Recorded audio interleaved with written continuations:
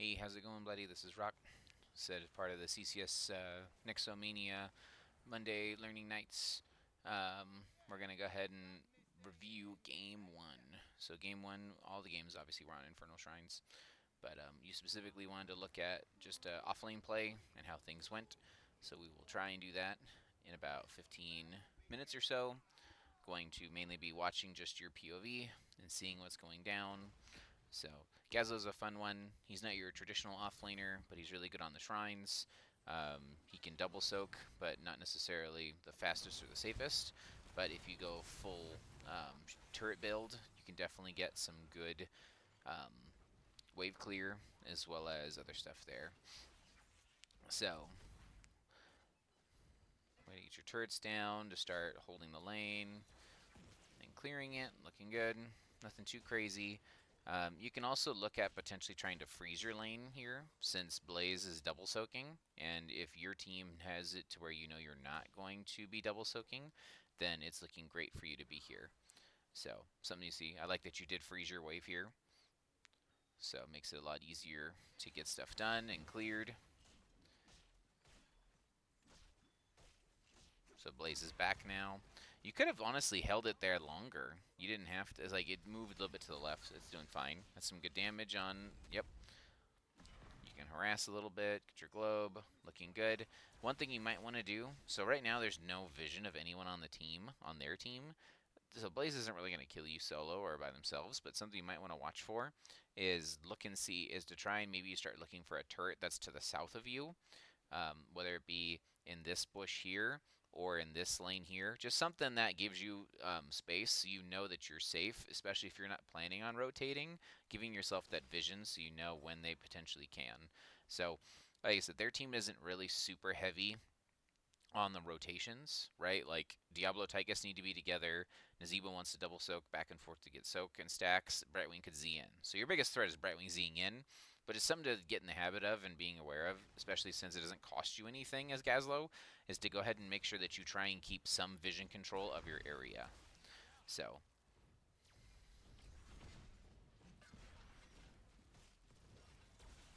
looks like you're already pretty much you're gonna win the duel because you've got turrets, and you can get your health regen, looking good. Okay, so now that your wave is cleared and you're ahead, this is something where you potentially need to figure out what do you want to do with this. Because if you're not going to be double soaking, which honestly you're not really a great double soaker, but if you're not going to be double soaking, it's making sure to be advantageous with your place. Okay, perfect. So Doctor came up and took your spot. Nice. So you're going to come camp instead. Cool. I think you can do it. One thing to remember when you're camping as Gazlowe is you want to make sure that your turrets actually don't die. It's super weird, but when you're taking camps, your turrets do all of the damage. I know that you can kind of like trade health and stuff, but you want to make sure that you have a right balance so you're not so gankable. Early game it's a little hard. Like I said, Gazlowe's not the best camper in the world, so not too bad. Looking good. Oops. Um, So we're going to get to the shrine. They started shrine first. Before we walk in there, okay, I'm glad you didn't walk into the bush.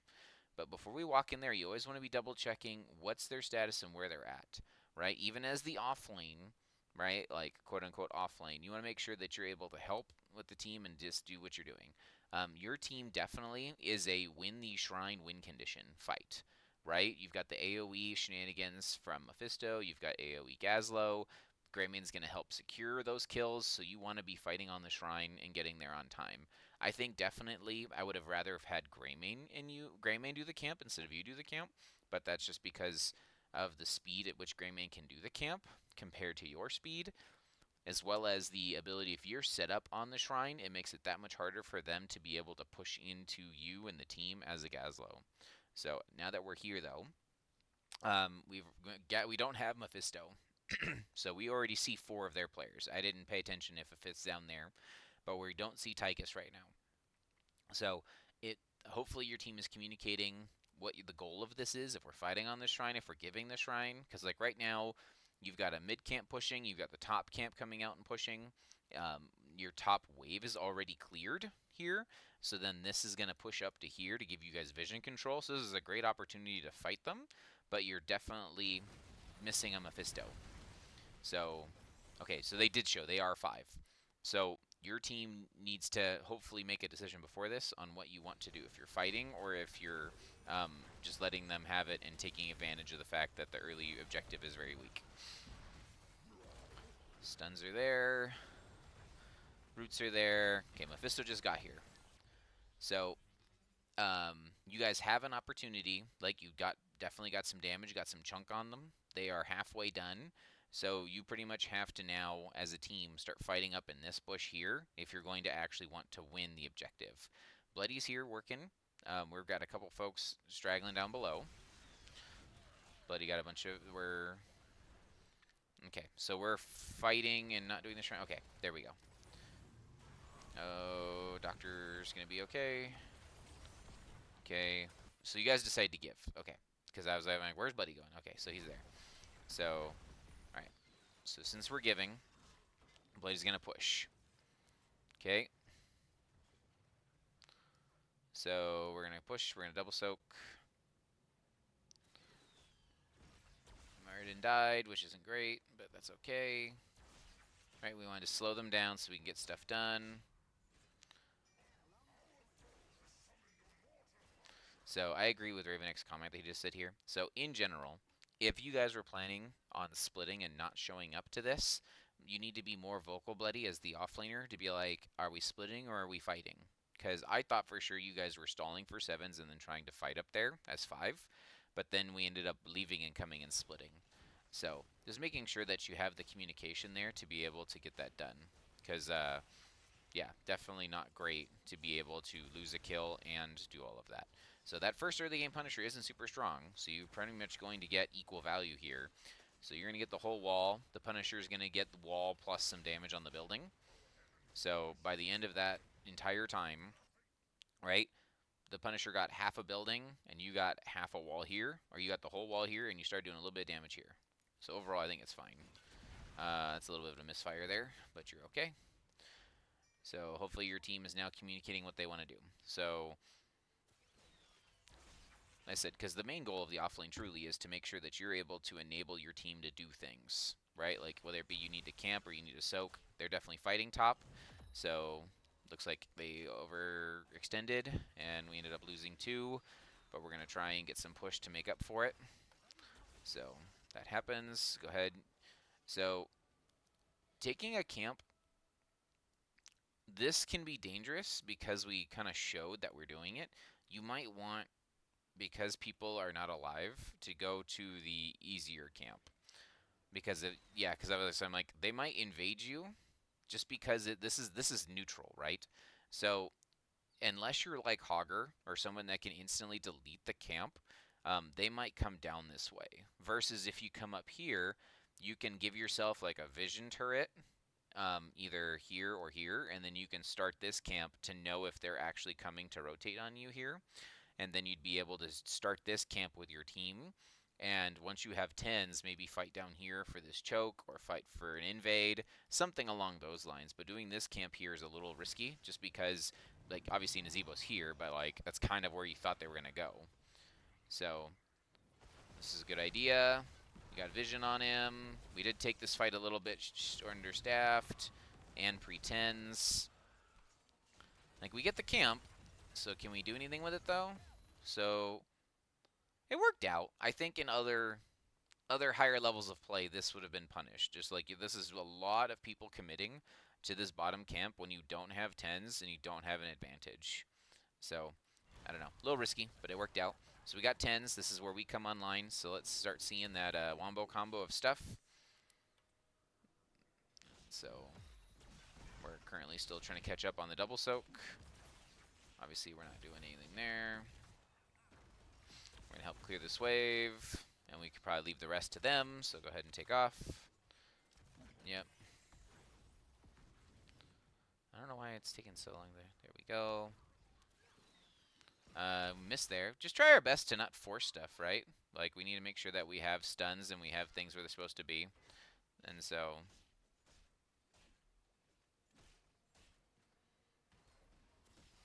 there we go. Much better. Yep, so we cleared everything.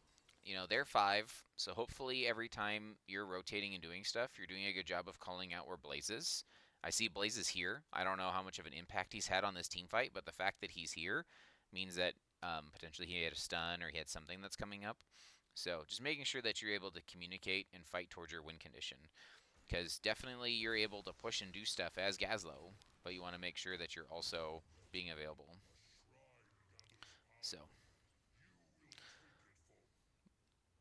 Oh, yep, they found you. We stayed too long. All right, let's back up real quick. What can we have done differently there? Okay, so they just killed Anduin. You probably need to leave now. Like, as soon as you see Anduin died, you need to go either here in TP or run straight away. Just run straight here because we're overextended now. So you just now see Diablo mid. Now you're in trouble. So that's when you started to rotate, is when you saw Diablo. And so, are you trying to back? Because if you're here, you could hit back and try, but nope. Yeah, and then we're just cut off. That's unfortunate. So, this death, like, obviously deaths are bad, but, like, this death hurts a lot more because your team's win condition is fighting on the shrine. And so, not having you here to be able to set up and fight on the shrine definitely is going to be painful for the rest of this game. So, red team understands that they're behind, so they're going to do other things. So they're waiting for you to res, you res, so now we can fight. I'm not sure why we didn't take that camp while we were sitting there waiting for so long, but that's okay. Alright, so we're alive. Here's our chance. Okay, so as we approach this team fight, obviously we want to get turrets down, and we want to make sure that we're following up on our tanks engage. Yes, you can engage and do a wombo combo by yourself, but somehow you need to get this. So, so Icon, unfortunately, I think meant to hit Cypher and light bombed Bloody, because that usually you don't light bomb Gazlowe. Let's try this again. We'll slow it down. Okay. So we definitely want to fight here. This is our talent tier. Bush, they're not too far ahead on the minions. Okay, so as we approach this fight, Cypher throws the first stun. So is Bomb, like, did he just commit too early? Because I don't... Yeah, we did our buttons just out of order. Yeah, Icon was trying to put it on Cypher and just wasn't able to hit. Yeah. So I don't like this Gravel Bomb here. So you really want to make sure that Gravel Bomb is either punishing their clump when Diablo goes in, or it's going to hit at least 3 targets, because you're going to run into critical miss Brightwing as a problem. So let's get back to that spot again.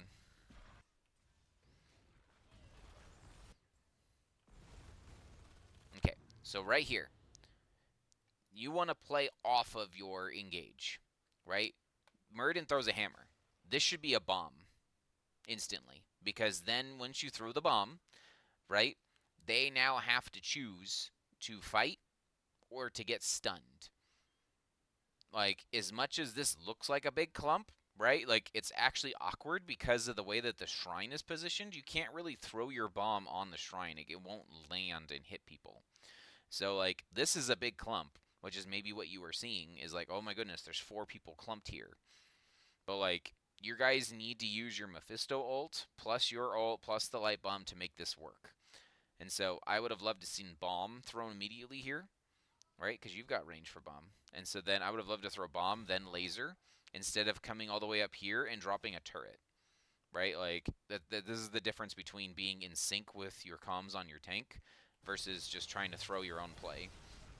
So like, now we're just so disconnected, right? Like, we've used all of our wombo ults and didn't get any kills, and now they're engaging on us. Imagine if instead we had it for this clump right here. This is what you actually wanted to use your Gravel Bomb on. Look at this stun. You hit 2. These 2 got out barely, but if you Gravo, that would be a 5-man stun, right? And then Mephisto's damage would start just chunking the crap out of them. Like, we're still chunking them. We ended up losing Greymane, so I want to look at that, because actually I think the Greymane also asked for a review on positioning for that fight. So let's see. Because to me, I thought that was a one fight. Nice kill. Oh, it's going to be close. Oh my gosh, 10 health. Okay. All right, let's back up one more time. So, okay. So this time we're going to look at Greymane. So you got my 2 cents already there, Bloody. I think just follow up on your tank more and find those chokes that are going to be something where it works with your wombo.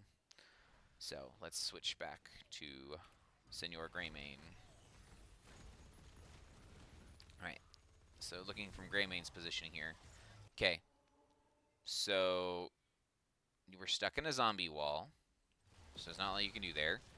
Okay, so we turned on our attack. We're auto-attacking, we're auto-attacking, we're auto-attacking. Okay, we lost. So first off, we lost our inner beast. Okay, you can't lose your inner beast at the beginning of a fight. So let's back up again.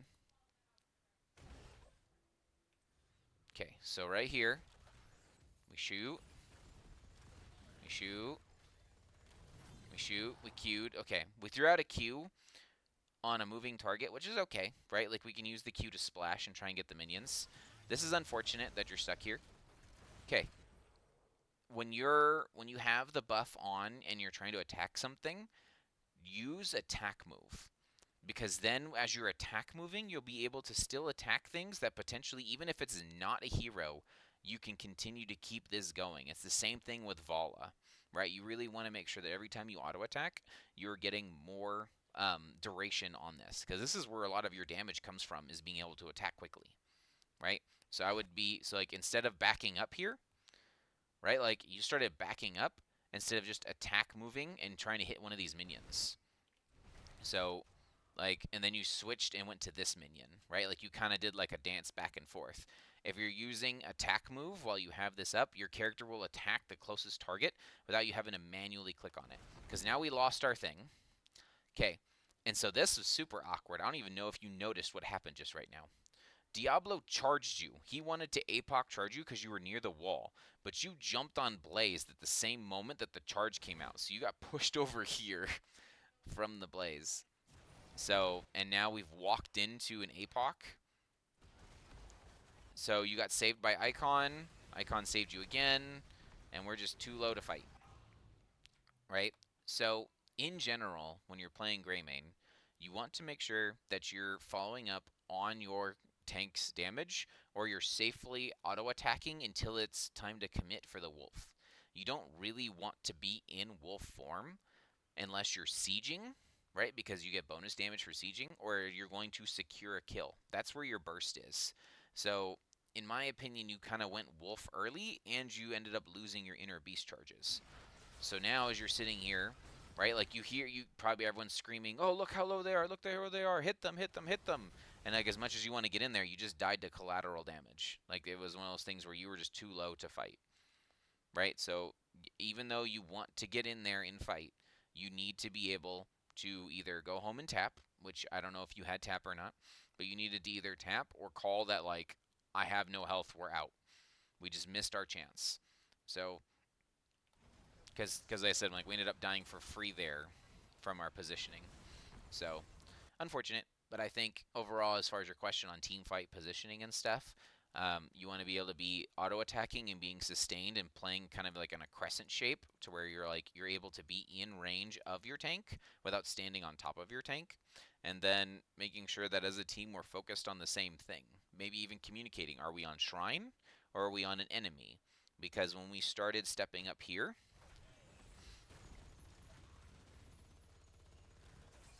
right, like, you were stepping up to help. You're hitting, and then you backed up, right? Instead of continuing to hit and chase what's in front of you, or continuing to chase and hit down below you. Like, I don't know if Cypher or Peldor called out that he was throwing the root, but, like, hitting anything down here, right? Like, you guys are just super clumped right here, and we're not really hitting or following up on what our tank's engaging on or what Icon is being able to root.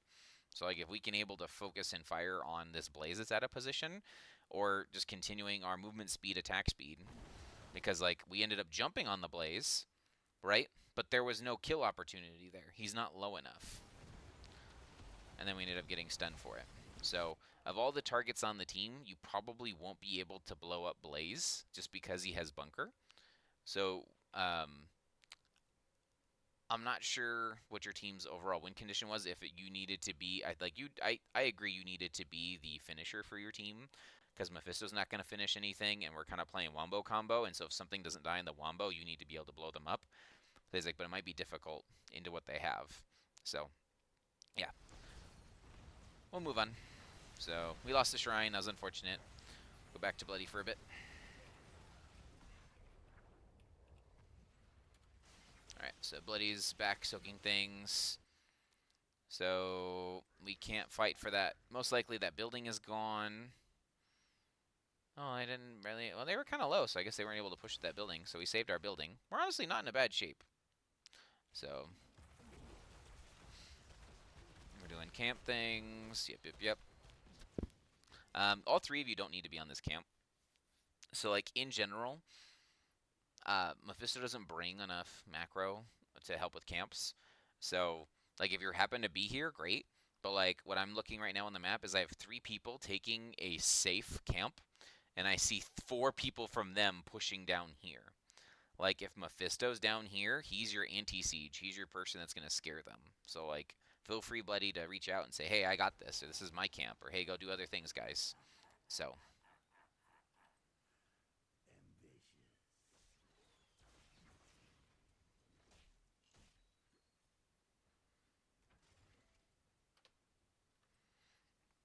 Okay, so we're going to catch the soak here, which is fine. I didn't even look at your build to just now. You took triple turrets. I guess that makes sense if you're double soaking. I will have to look at the build at the end. Because so far, nothing's really dramatically changed what you were going to do for your build versus not. Good job. Way to get out this time. Good heads up, good ideas. So if they're invading, you want to make sure that you're in range for the soak. Okay, so you got your soak. Hey, your team got some kills. They invaded and got kills. I don't know what happened, but you're soaking and doing great. So make sure you communicate with your team. Hey, do I need to come down there? Hey, are we pushing? You want me to keep pushing top? So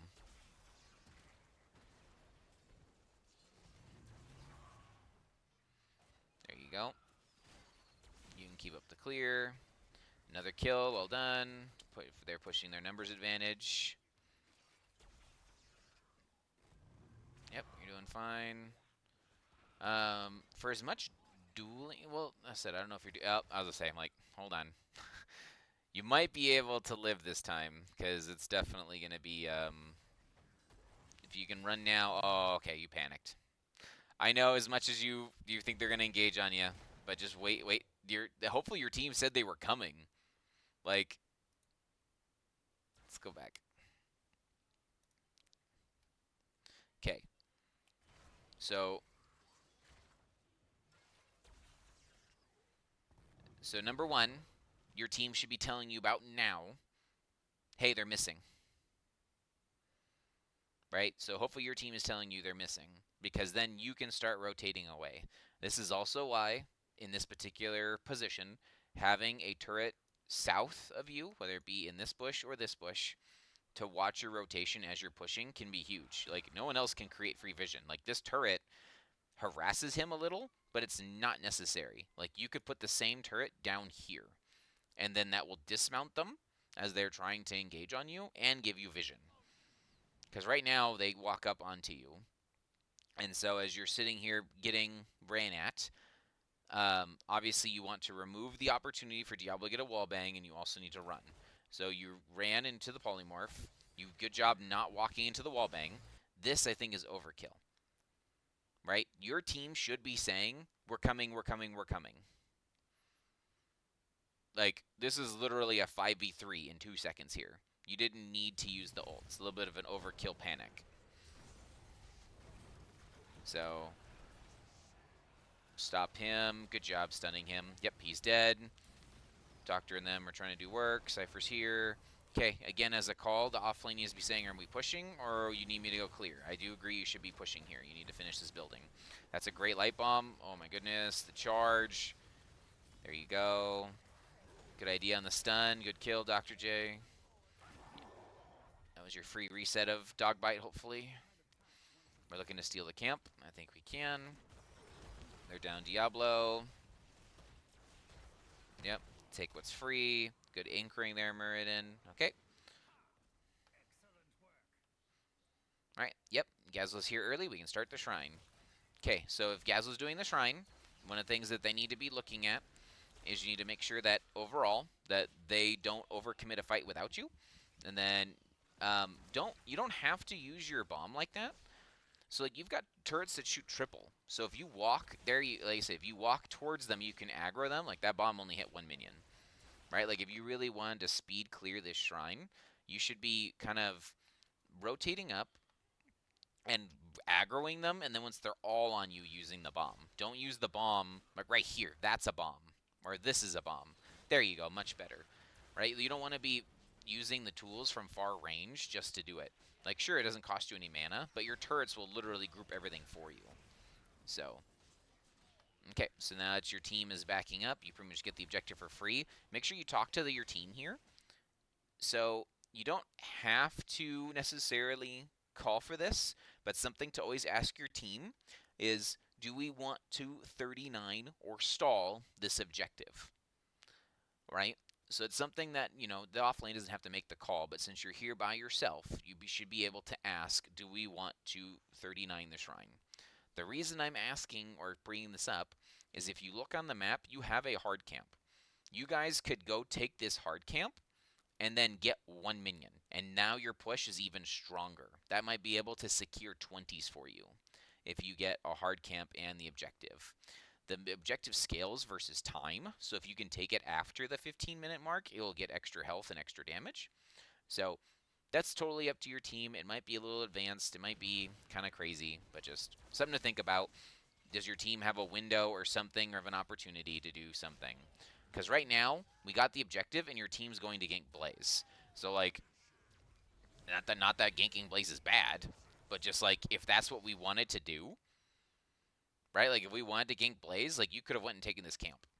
Or we could have all gone together and taken the camp. Because, like, this objective is not going anywhere. It's yours. They cannot get 40 monkeys before you get one, right? Like, you win that shrine.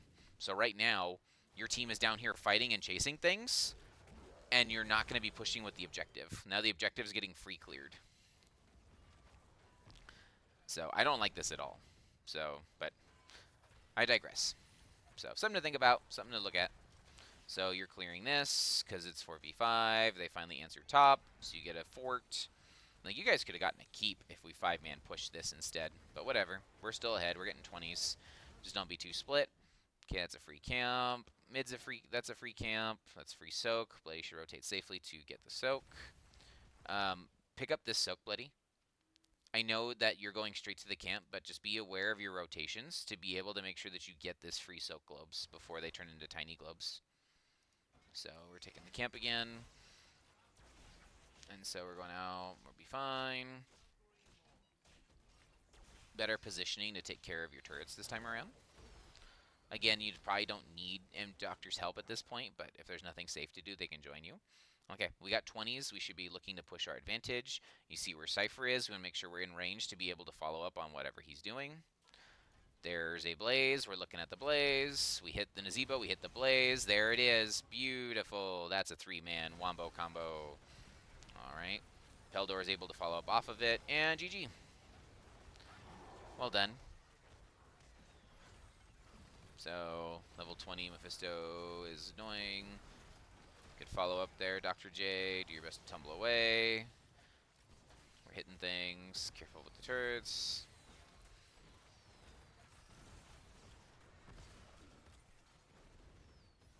Let's see here. It's pretty much over. The stupid level 20 turrets are super annoying. Okay, we're gonna... we have enough siege pressure to where we could end, but I guess taking this in for free isn't bad. So,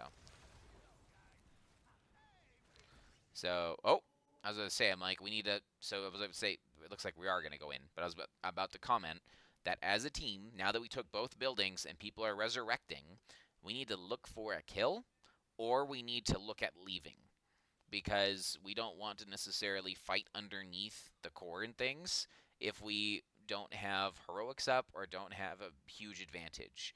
Guess we have a camp coming with us from top, but depending on how well your team feels comfortable coring, you guys have really good core. You have Greymane and Mephisto took the double W, so you can race this core down. But you really want one more kill since people are starting to resurrect. And it looks like Icon or Cypher was calling for a light bomb. And so there it is. And the Wombo's beautiful. There you go. That's game. Well done. So you had to go ahead and finish the building here. Make sure that your team's peeling for him. Bloody's good. All right. GG. You guys were much better towards the mid to late game, being able to not only win your shrines, but they got kills. Your soaking looked great. Nothing too crazy there. Obviously, top soak. So let's quickly look at talents. So the one thing I will say is to review the double soak versus the double soak in early game. So like I have no problem with the build. Just if you know you're going to double soak, to make sure to take the right talents for the right things. So obviously having the bigger bombs and the movement speed here is huge for double soaking because it gives you free movement speed. And then the coils can be cool. It's a percentage giant killer versus Diablo versus Blaze. So you have two targets that can use that on. And then obviously having two charges and hitting heroes reduces cooldown. So this is a laser build, very brawly compared to an AA build. Gravel bombs were on point. I think that one in the middle there I was talking about could have been not there and then not panicked. Triple shots are fine. Like I said, I think you can use this in multiple ways, whether it be triple shots or the slowing turrets. Just depends on the enemy team and what DPS types you're in. Since you were just focusing on double soaking, the triple turrets help you siege and clear faster. I 100% agree for arc reactor here, being able to get more bombs and then more bombs. So just as a potential alternative for what we were doing. So I don't think there's any other talent except this one for double soaking on this one on level 1. So having more scrap here can be actually really good if you're going AA build, which is what I was saying if you're trying to duel, that you might want big game hunter. Because then you have more scrap to put more turrets down, and you have the ability to get more shields with more turrets, which is what this talent does. So anytime you cast a rocket, you gain a shield. So if you know you're not going to be double soaking, which the first, I don't know, I'll say 6 minutes, at least the first shrine, you weren't really double soaking. And so I don't know if that's because the team was helping you out and you said, hey, my double soak isn't super good or isn't super fast or it wasn't safe, but you pretty much did a lot of staying top, which made me think you were dueling. But if you were double soaking, then everything you picked is fine. But just something to remember, if you are going to duel and actually like stay in a lane and bully somebody that's in the lane and your team's going to cover your double soak, then don't be afraid to take Big Game Hunter and Rocket Socket, because it's super good for dueling 1v1s. And then if you were to take that, you probably want Death Laser to get some more scrap as well. It seems silly, but obviously being able to have more scrap means you have more dueling potential, and you can be a pseudo tank with all of the shields. Black Hole's great. Robo if you're truly split pushing, but this is Infernal Shrines, it's Gravo. This one here, like I said, you can choose different ones. So whether it be oh, they don't have a slow anymore on this talent here? I'm sorry. I thought there was a slow here. This is the only talent then. I thought there was a slow. I guess spell power can work if you're going for a one shot. Where's this? Did they get rid of slow turrets? I thought slow turrets were a thing.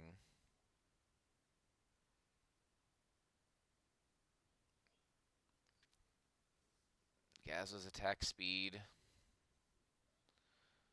Attack range. Nope. Okay, no. Everything looks great then. I 100% thought there was a slowing turret still, but I guess it's been that long since I've played Gazlowe. No slowing turrets anymore. Okay, cool. And I agree with the end. These are a lot of fun. I think those are my favorite talents, playing bombs and bombs. So, nothing too crazy. I think that was a pretty clean game from you. That you're able to stay up with the Blaze, right? Like if we were to look at the soak and stuff. right? Like Blaze was trying his best between siege and minions. You were able to, do more siege and minion than Blaze as far as your double soak and stuff that was concerned there. And then as far as experience goes, right? 17k, you definitely had a lot more minion soak. You have 5k more minion soak than them. So good job, you. And then obviously being able to help with the overall team fights was great. So yeah, I don't have anything too much there. And then the brief moment for Dr. MJ, like I said, just being able to make sure that when you're playing Greymane, that you're able to confirm what you want to do. Let me quickly look at your build since it's a pseudo Dr. J review as well. So, okay, so we went AA's reduced cooldown, which is fine. Getting stealth, I think I agree with that. Being able to live. Okay, we took attack range. But then we took... Okay. So, I agree with range because you're probably going to need to make sure that you can follow up on Cypher's deep engages, right? If either Peldor or Cypher jump in and hit something far away, you probably want the increased range to make sure that you can engage with them and blow up somebody. With that in mind, I don't know if I actually like this because your whole build is not Worgen. Your whole build is man, right? This is AA form. This is AA. This is jump in and kill something. This is like I'm staying in Worgen form and I'm going to be cleaving on people. I think this needs to be Executioner, especially since you have so many stuns from your team and roots from your team. Like, this is just free damage, and you don't have to overcommit to being in the wolf form. Do you need percentage health, percentage damage to kill Diablo? Maybe, but you also have other heroes that do percentage damage, like Mephisto, right? Mephisto has percentage health damage. So if Mephisto is hitting the clump, he doesn't. You don't need to necessarily be be there. Oh my goodness, Mephisto, you didn't take W shields. I don't know who you are, Mephisto. It's Peldor. Oh, Peldor, you know better. You need W shields. Oh my goodness, I slap Peldor. No, thank you for casting Peldor. So, but yeah, I would make sure you take on here. I would have grabbed Executioner from the number of stuns and slows that your team has. You just get tons of free damage, and you get to be safe. Compared to here, you get bonus damage, but you have to overcommit, and you have to stay in Worgen form, which being in melee form is their best chance for them to kill you. Right? You get caught in more zombie walls. You get 1v1 versus Tychus. You can get wall banged. You can get polymorphed when you jump in. So I don't like this at all. And then obviously you went Worgen again for bigger swipe. So if you're gonna play, I'll call it man form. I like this one for increasing your AAs. I think this is fine because being able to dodge the Diablo's charge is actually really good. I don't know if that's why you took this or just because you wanted to be safe, but both most of their targets can't do anything if you're invisible on your disengage. I agree with AA range, just because you're not playing Q build, right? Like there's like you can hit Diablo a bunch, but there's not like a squishy Vala or something behind the Diablo that you're trying to splash on. Like I take Q build like into Joe, so that way you can splash off a Joe and hit minions and hit waves. I think either one of these is fine. Curse Bullet would have helped you if you were specifically trying to blow up Diablo, but with your guys' AoE shenanigans, I don't think that's what you were trying to do. So go for the throat is to finish kills, which is fine. Again, here, I think the range is good just because you are trying to follow up. But if you're playing regular man mode, the AA speed can be huge, right? So, like, once you've turned it on, you just get bonus movement speed, which means you can attack faster and you can be able to keep your W up easier for things that you need to hit. And so you can kite back and forth as you're fighting. Executioner here. And then the best talent for Greymane is Blunderbuss. It's so good being able to just hit things and have it splash. It works for sieging too, so you can siege the building and splash things. It's super good. So I really like this talent. If you're going to go full Worgen build, the level 1 doesn't matter so much, probably still this one. But if you're going full Worgen build, you want thick armor because you're going to be in Worgen form. Then you're going to want Wyzen Duelist.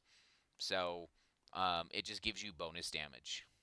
And so it's one of those weird things where it's like nothing else on the talent tier makes sense. But if you're playing truly wolf form, blow something up, never die, this is amazing. So, because you just get flat out bonus attack damage, which helps with your one shot stuff. Either one, like I said, depends on what the rest of your damage structure is. I think here is Razor Swipe cooldown, because then you're going to get bigger lunge, right? And then with the bigger lunge, you'd be able to also hit people more, and that'll tie in nicely to your other Worgen kills, Worgen stuff here, and then Worgen stuff here. So, all right, that's it. Thank you guys. Have a good one. I'll catch you next time.